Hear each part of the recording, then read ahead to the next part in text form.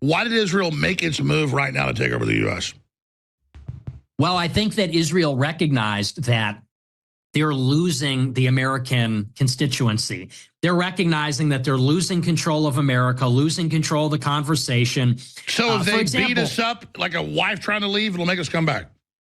Well, I think it's more like they're trying to swipe our credit card as much as they can before we get the divorce. To follow the metaphor. Yeah, the Israelis are like, soon we won't need America. Screw them. They've said that. We're getting exactly. So yeah, swipe the credit card as fast as possible.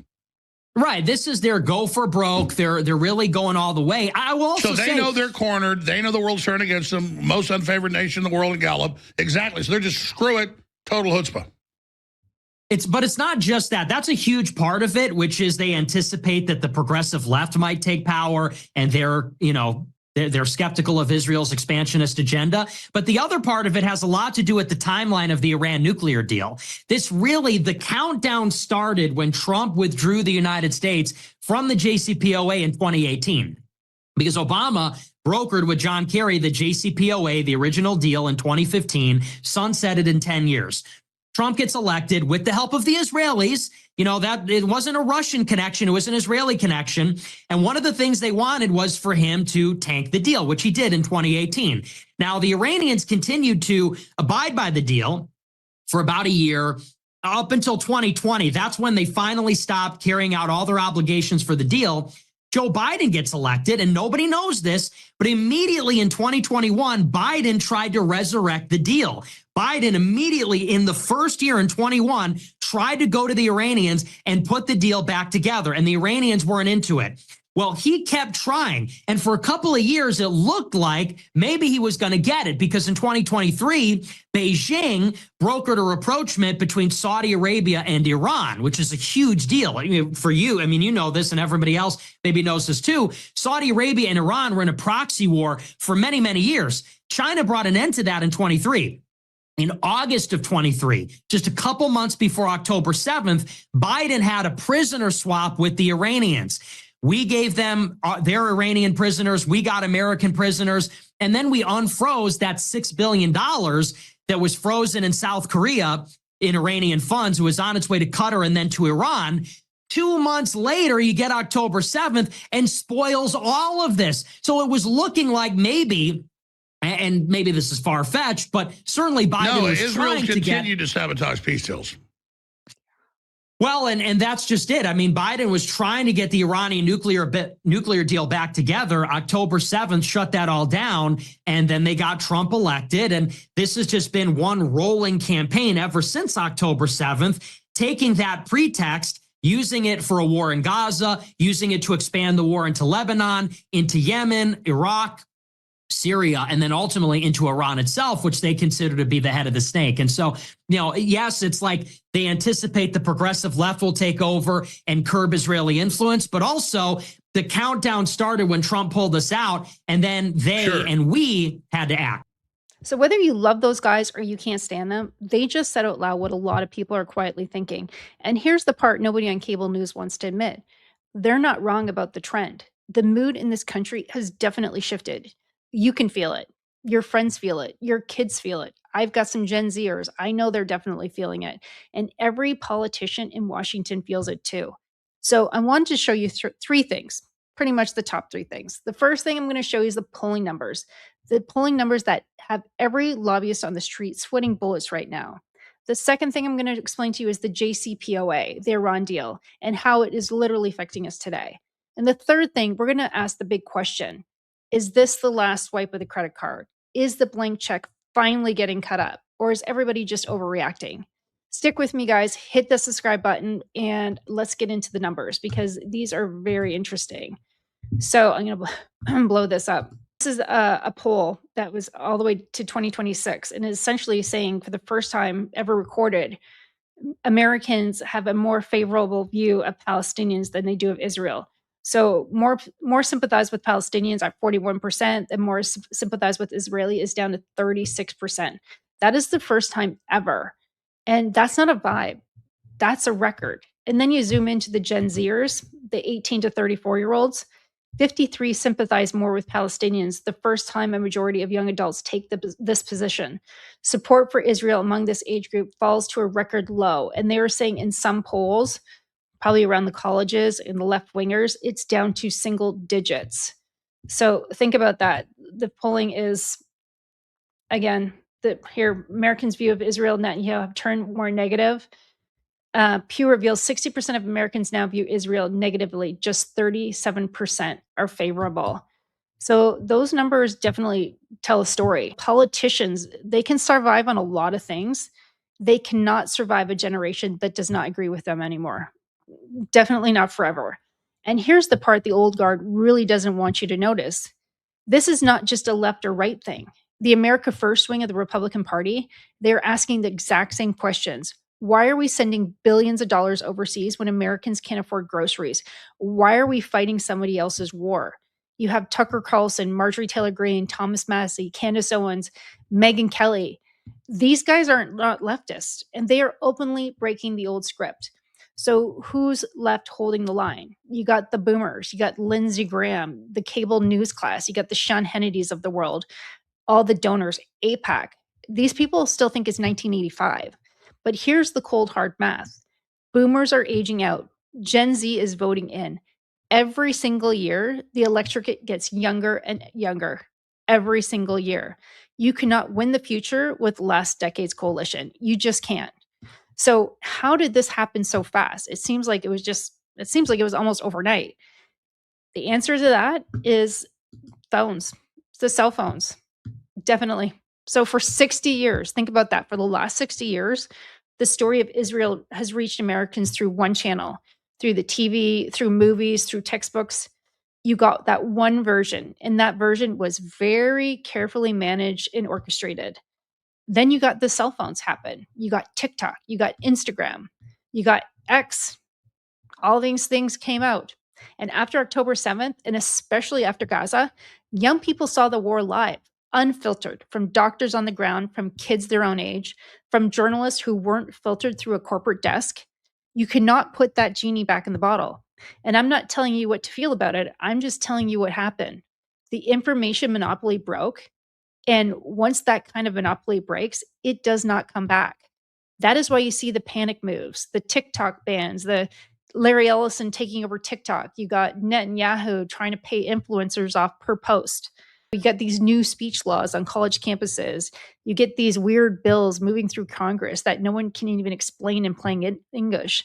So when you start to see that kind of overreach, you're not watching a side that's winning. You're watching a side that knows it's losing the argument. Think about this. Strength doesn't need to silence anybody. And that brings me to the Iran deal, because to understand this war we are in right now, you really need to understand what the JCPOA is. And it's really quite simple, but no one really talks about it. So the JCPOA stands for the Joint Comprehensive Plan of Action. It's the Iran nuclear deal. It was signed in 2015 under Obama.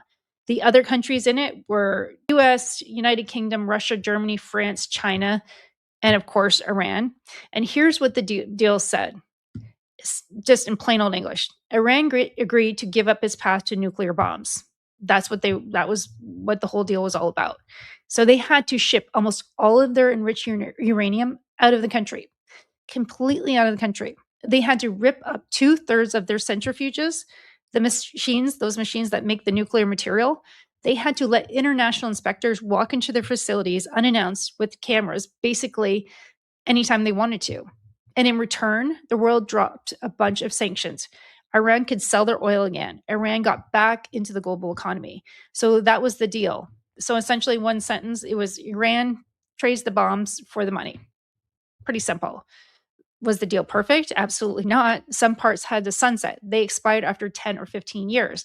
But here's the part you have to remember. Every single international inspector said Iran was actually following the deal. The US intelligence community said the same thing, on the record, in writing to Congress. So now you have to ask yourself the question, if Iran was actually following the deal, why did Trump rip it up in 2018?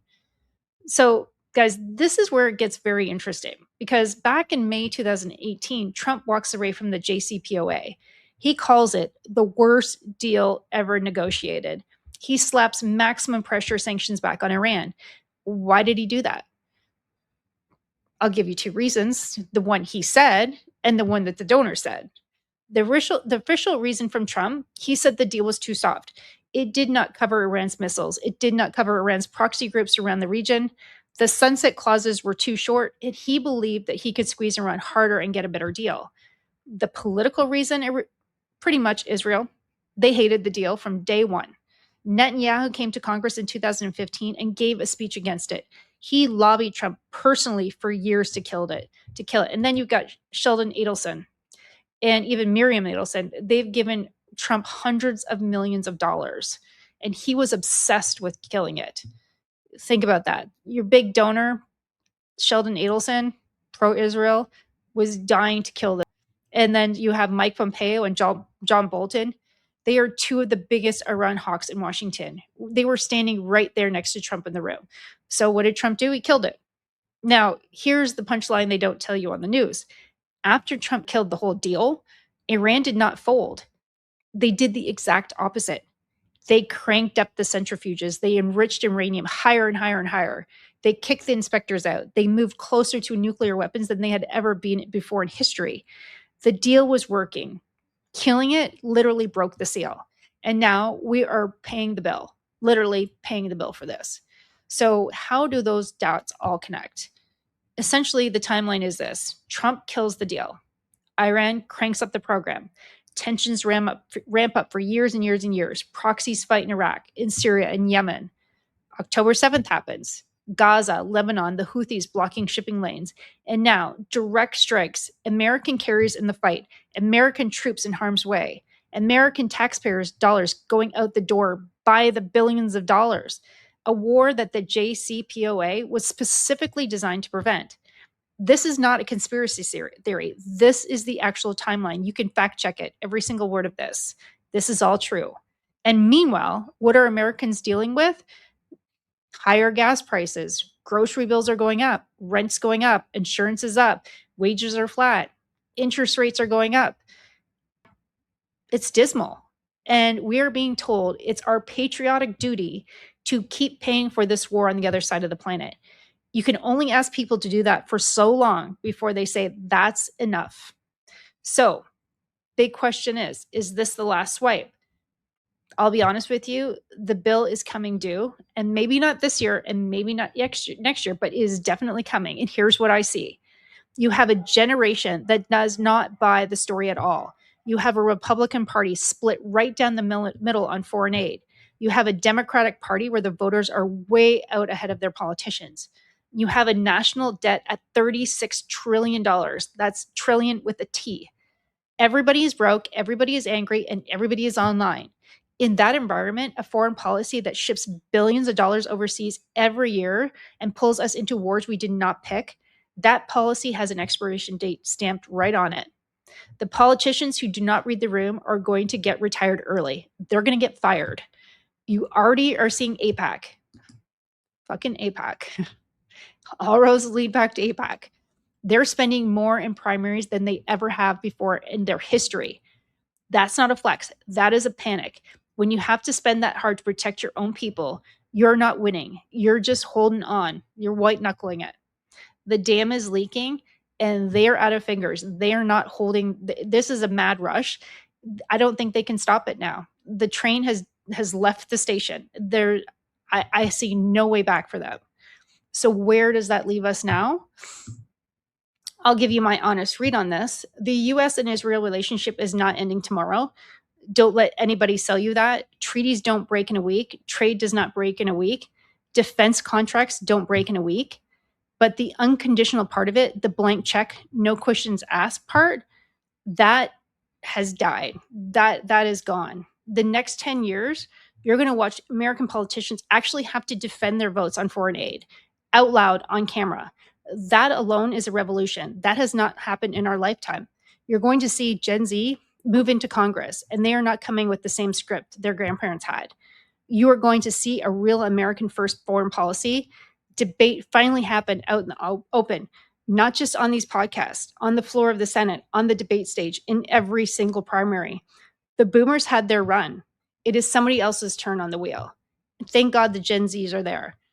Look, whether you cheer for that or whether it scares you, this is happening. The data is the data. Fuentes and Jones in that clip, they are reading the same polls everybody else is reading.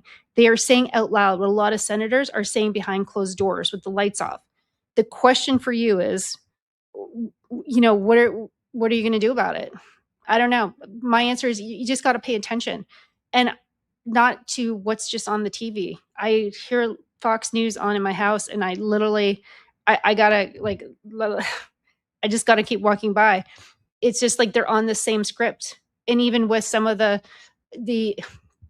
people online on X, they with the whole ballroom thing, they got a script and they just keep playing it out. It's that they call, I guess, I'll put myself in this category, the Reich, R-E-I-C-H-T, right, but the woke right, whatever. I think we're all starting to pay attention. Instead of, to me, saying woke, it's like, no, we're the right that's actually paying attention to what the hell's going on. And we're not just sticking our head in the sands and listening to Fox News, Sean Hannity, or all those people talking online saying this whole same script over and over again. The people who don't get the leaders, the donors, the hand them, that's the whole game. That has always been the whole game. If you got value out of this, guys, please let me know. Please hit the subscribe button. Please like, share, give me your comments. I don't know. I think that they keep criticizing that woke Reich, but that's a new generation. I think that the new generation is America first all the way, and they can't silence. They're going to, Mark Levin's talking about silencing Nick Fuentes and all this Reich right. If they have to silence you, there's a problem, because no one's listening to Mark Levin anymore. I think it's just a dying breed. I think these Gen Zers are coming in. They're coming in hot, and they're coming in strong, and they are the future, and we have to pay attention to that. So anyways, guys, please like, subscribe, share, hype, and I'll talk to you soon. Bye.